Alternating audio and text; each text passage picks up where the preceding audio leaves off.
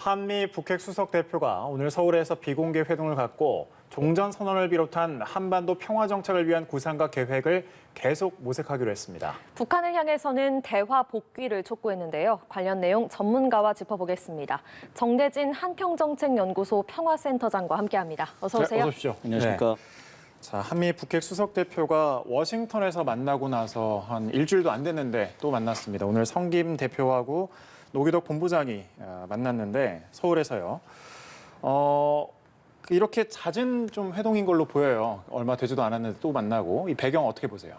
지금 뭔가 물밑에서 바쁘게 좀 돌아가고 있는 것 같긴 합니다. 특히 우리 측의 이제 요구가 좀 크겠죠.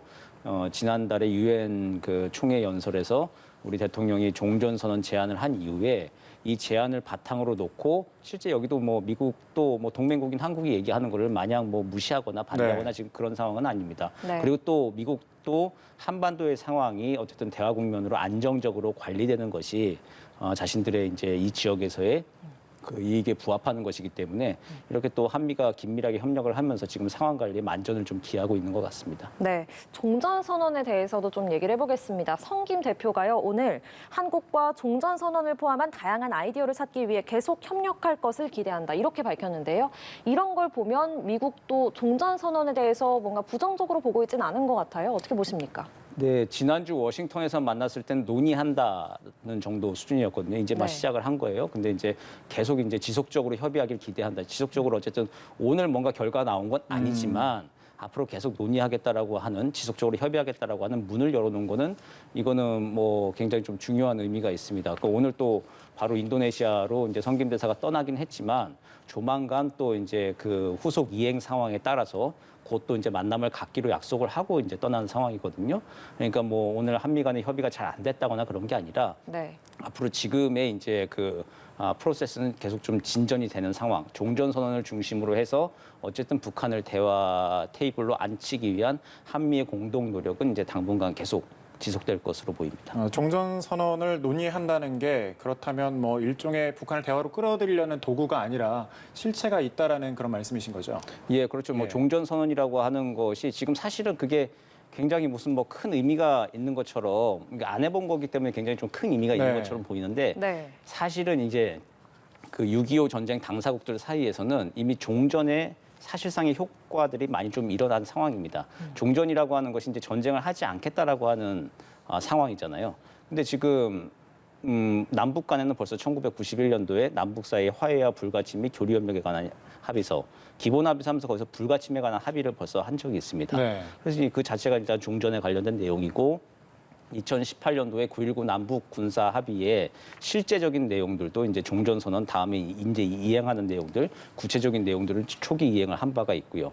그리고 전쟁을 했던 당사국들 관계를 한번 보시면은 한중은 벌써 1992년도에 종전선언 그런 거 없이 그냥 바로 수교를 해버렸습니다. 벌써. 미국과 중국 훨씬 더 이른 1979년도에 이미 미중 수교를 잃어버렸죠.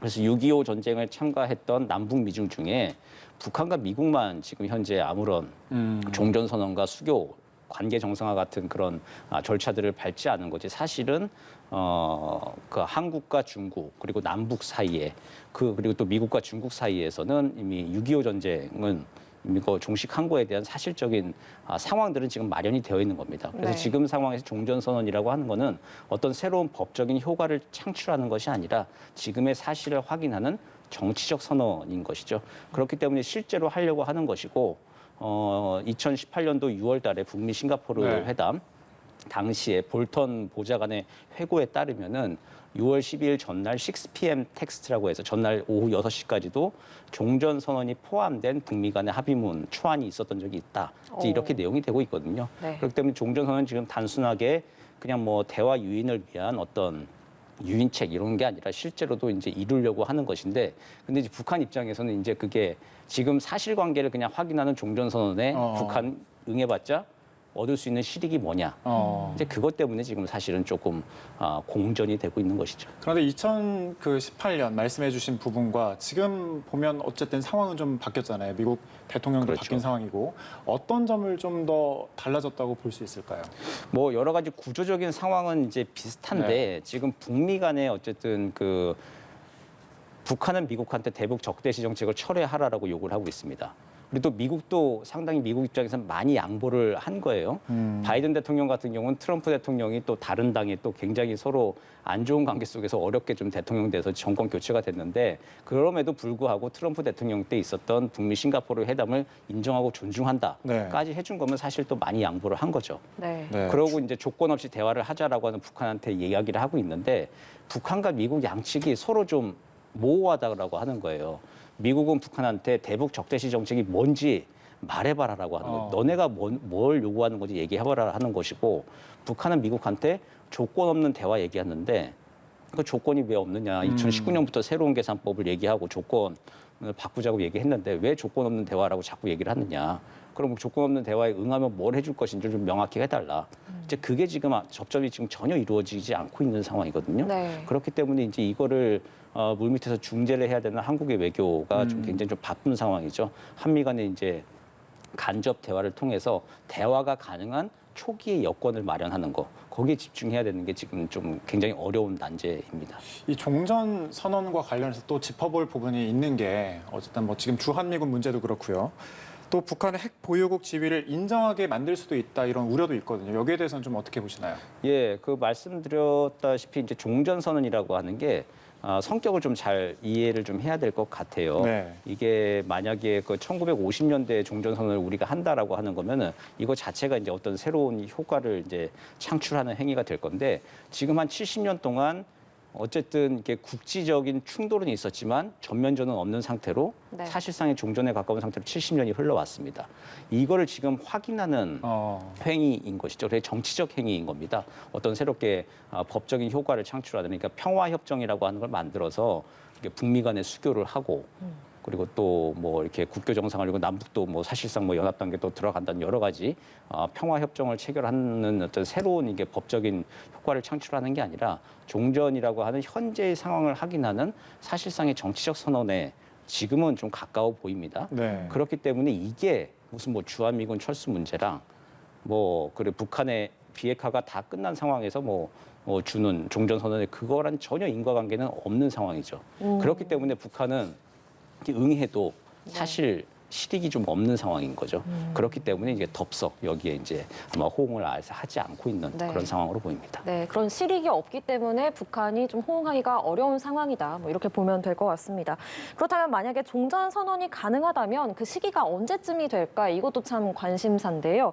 우리 정부는 문 대통령 남은 임기 동안 김정은 위원장과 또 만날 수 있지 않을까? 이런 걸 고려하는 입장인데 그렇다면 남북 정상회담 아니면 뭐 종전 선언이 문 대통령의 남은 임기 동안 가능할 수 있을지 그 가능성은 어떻게 보십니까?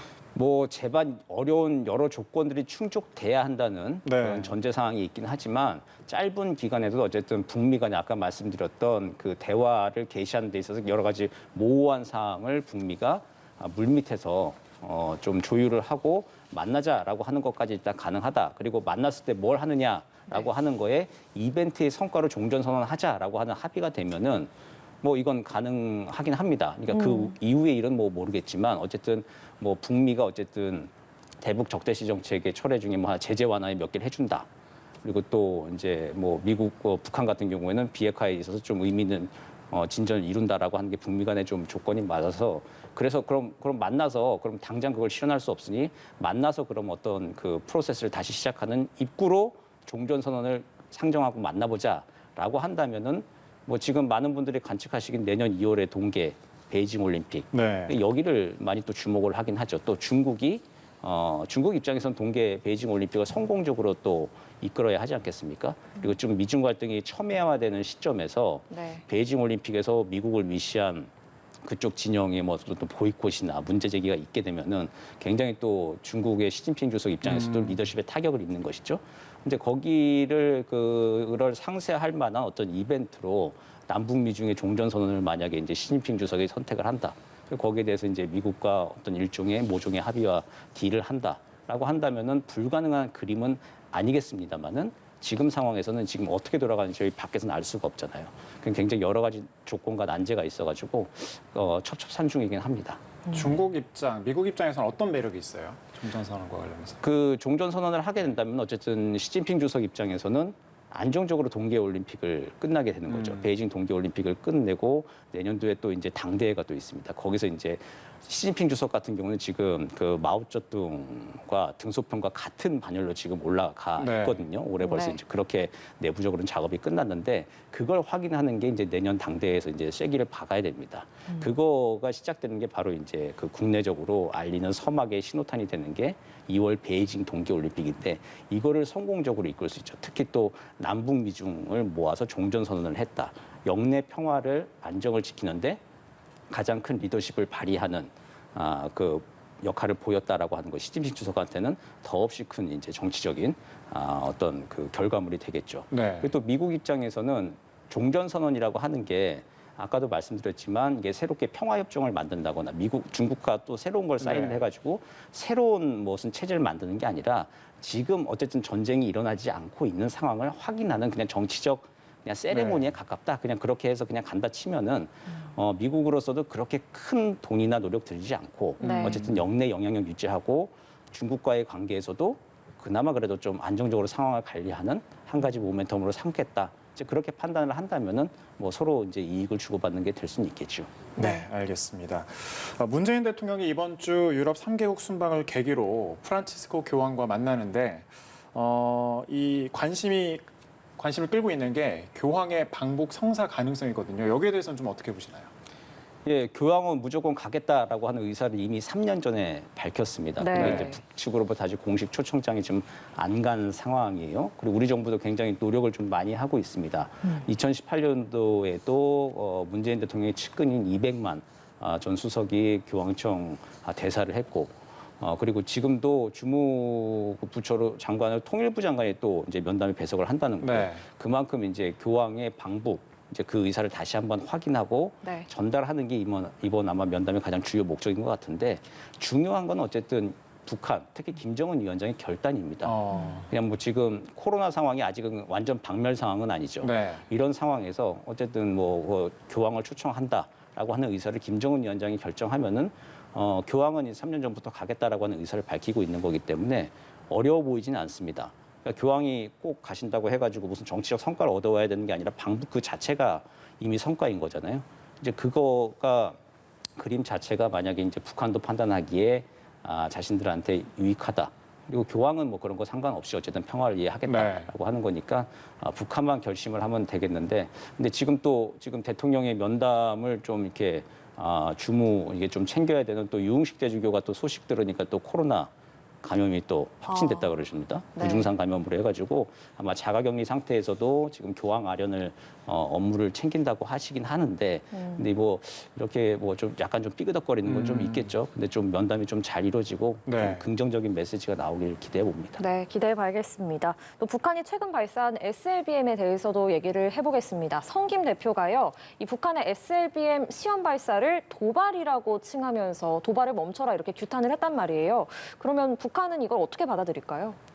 뭐 북한 입장에서도 예상 못한 바는 아닐 겁니다. 그 자기네들이 도발이라고 부르지 마라, 이중자 때 들이대지 말라라고 해가지고 그걸 남측이나 미국이 한 번에 이렇게 받아들일 거다라고 아마 기대는 하진 않았을 것 같아요. 그리고 또 미국 입장에서는 우린 또 남북관계 특수성을 조금 더 중시하지만 미국 같은 경우에는 국제관계 보편성 입장에서 판단을 해야 되는 것이죠. 네. 이건 분명히 탄도미사일 프로그램을 이제 실행을 한 거를 이거 국제 제재 결의를 위반한 것인데 아니다라고 이야기할 수는 없는 거거든요. 어물쩍 넘어갈 수는 없는 거기 때문에 미국 같은 경우에는 이제 전 세계 보편적인 국제관계 기준에서 했을 때 그냥 도발이라고 이제 이야기를 하는 것, 이거는 뭐 당연하게 좀 얘기를 했을 것이고, 이에 대해서 이제 북한도 지금 이중자 때 얘기를 하면서 자기들의 이제 군사 행동을 그렇게 도발로 부르지 말라라고 얘기를 했지만, 네. 근데 여기에 대해서도 이제 뭐 그래 뻔한 결과다라고 하는 그런 반응들, 생각들을 아마 지금 하고 있을 것 같습니다. 네, 이 SLBM과 관련해서 뭐 성능에 대해서도 얘기가 나오고 있고, 일단 좀 궁금한 게 SLBM 발사 의도는 좀 어떻게 보시나요? 북한 같은 경우는 지금 자국의 군사 행동은 도발이 아니라 네. 정상적인 국가 행동이라고 하는 거를 굳히기에 지금 들어간 것이죠. 그러니까 SLBM이라고 하는 것이 사실은 이 전략적 도발이에요. 이거는 그전까지 단거리 탄도미사일들, 새로운 뭐 초음속 미사일들이나 단거리 미사일들 개발해 나가는 것들이 주로 한 19년, 20년도에 많이 선보였던 것들은 우리를 향한 전술적 도발. 이 집중돼 있었습니다. 근데 SLBM은 미국을 타격할 수 있는 것이기 때문에 이 전략적 도발로 이제 볼 수 있는 것이거든요. 그래서 굉장히 좀 조심스러워했는데 이번에 또 SLBM을 제대로 된 걸 발사한 게 아니라 미니 SLBM을 발사하고 네. 김정은 네. 위원장도 참관하지 않고 아직은 계속 기술 개발 단계에 있는 상황인 걸 이제 보여주고 있는 것이죠. 네. 이거 프로그램 멈추지 않겠다라고 하는 거 보여주고 있는 것입니다. 이런 행동들 이게 특별히 어떤 물론 뭐 미국과 남한에 보내는 메시지가 있긴 하지만 네. 꼭 도발이라고 하는 걸 메시지만 가지고 하는 행동이 아니라 자신들은 자신들의 방위를 위해서 어느 나라나 하는 것처럼 정상적인 국가 활동으로 군사 개발을 멈추지 않겠다라고 하는 것, 그 신호를 이제 보여준 것이죠. 그리고 그 대상이 미국이라 할지라도 자기들은 멈추지 않겠다, 이제 눈치 보지 않겠다라고 얘기를 하는 것이죠. 미니 SLBM이라고 하는 게 그럼 기습 도발도 가능하다라는 건가요? 그렇죠. SLBM의 성격이라고 예. 하는 게 잠수함을 타고 가서 가까이 이제 가서 불시에 타격을 하는 것이기 때문에 지상에서 이제 뭐 미사일 그 행위를 하는 것은 그 정찰 위성으로 탐지가 가능하잖아요. 근데 잠수함은 어쨌든 물 밑으로 가서 불시에 임의의 시각에 이제 타격을 하는 것이기 때문에 기습 도발을 위한 것이죠. 근데 북한의 잠수함 능력이 사실 지금 미국을 타격할 만한 실제 능력이 되느냐? 그거는 뭐 동의를 하는 분들은 거의 없는 것 같아요. 디젤 잠수함 가지고 태평양을 자망을 뭐 15일 이상 해가지고 가서 하와이나 미 서부에 해서 타격하기는 사실은 지금은 좀 아직은 좀 어려운 상황입니다. 네, 미국의 싱크탱크죠. 전략국제문제연구소는 북한의 SLBM이 보복 수단이다. 그러니까 핵 공격을 받으면 상대에게 즉각 보복하는 능력을 갖추기 위해서 그래서 개발을 하는 것이다. 이렇게 분석을 했는데요. 뭐 아직은 교수님께서 말씀하셨다시피 기술 개발 단계라지만 이게 개발이 완성이 된다면 우리나라 남해안 방어망을 무력화시킬 수 있다. 이런 우려도 나오더라고요. 이 부분은 어떻게 보십니까? 예, 그 19년도, 20년도에 북한이 계속해서 이제 미사일 발사를 하고 했던 것들이 좀 신경 쓰이는 게 뭐냐면은 이게 우리는 직접적인 위협에 노출이 되기 때문입니다. 미국까지는 가지 않는 이제 종류의 미사일들인데 어쨌든 19년, 20년도에 북한이 계속 개발하고 선보였던 것들은 우리를 직접 공격 대상으로 할 수 있기 때문에 우리 입장에서는 이게 좀 간과할 수 없는 것들인데요. 말씀하신 것처럼 SLBM도 실제 유사시에는 뭐 남해안뿐이겠습니까? 뭐 전 국토에 다 이렇게 위협이 될 수 있는 그런 수준들이겠죠. 근데 문제는 뭐냐면 북한이 우리만 상대하는 게 아니라 북한이 전쟁을 일으키면 한미를 동시에 상대해야 되는 게 문제인 것이죠. 이게 한미와 북한대 이제 전쟁이 일어나면 어떤 상황으로 좀 비유를 할 수 있냐면은 고속도로에서 한미는 덤프 트럭 같은 거예요. 덤프 트럭과 북한이라고 하는 이게 소형 경차가 이제 맞붙어서 이제 충돌을 해버리는 그런 상황으로 만약 전쟁을 비교할 수 있을 것 같은데요. 네. 아직 그렇게 전력 차는 큽니다. 그러니까 그 소형 경차라 하더라도 근데 덤프 트럭도 뭐 소형 경차랑 부딪혔을 때 그냥 말짱한 것만은 아니잖아요. 그쵸. 흠도 나고 또 소형 경차가 거기다 또 뭐 다이너마이트라도 좀 싣고 엔진이나 연료 탱크 같은 핵심부를 공격한다고 한다면은 덤프 트럭이라고 하더라도 굉장히 큰 타격을 입을 수밖에 없는 것이죠. 그리고 그런 교통사고가 나면 고속도로는 이제 마비가 돼 버리는 것이고 이제 이런 것 때문에 한반도에 전쟁을 일으키면 안 된다라고 하는 건데 북한 입장에서는 SLBM이 그런 이제 한방 소형 경차지만 그 안에 싣고 갈 수 있을 만한 아주 다이너마이트 그리고 점점 타격도를 높여서 엔진과 연료 탱크를 바로 타격하겠다. 이제 그런 식으로 개념 중심으로 지금 군사력을 계속 개발해 나가고 있는 것 같아요. 그냥 단순 기술 개발이 아니라 그렇기 때문에 이제 좀 더 위협적이고 계속 더 주시를 해야 되는 것입니다. 미국 입장에서 뭐 네. 본토 타격만 아니라면 큰 위협이 된다고는 생각을 안 하는 건가요, 그럼? 예, 본토 타격이 아니면 큰 위협은 아니겠지만 동맹국인 한국이 무너졌는데 그게 남해일 보듯이 할 수 있는 일은 아니거든요. 그리고 주변에 일본, 괌, 오키나와가 차례로 있기 때문에 한반도에서 전쟁이 뭐 본토 아니라고 이렇게 단언할 수 있는 상황은 아닌 것 같습니다. 알겠습니다. 그런데 이 SLBM 발사를 두고 일본과 우리나라 정보 탐지 내용이 또 달랐거든요. 우리나라는 한 발을, 일본은 두 발을 발사했다고 하는데 사실 군사 정보력은 신뢰와 관련된 부분이라 좀 정확성이 매우 중요해 보이는데 왜 이런 상황이 있는 건가요? 이게 처음 있는 네. 일은 아닌 것 같고요. 2019년도 10월에 SLBM을 북한이 발사했을 때도 일본은 두 발이라고 얘기를 했던 적이 있습니다. 그러다 나중에 한 발로 수정을 한 적이 있는데 현재까지는 아직 기시다 총리의 이제 두 발 발언을 아직 일본은 공식적으로 수정을 하진 않고 있습니다.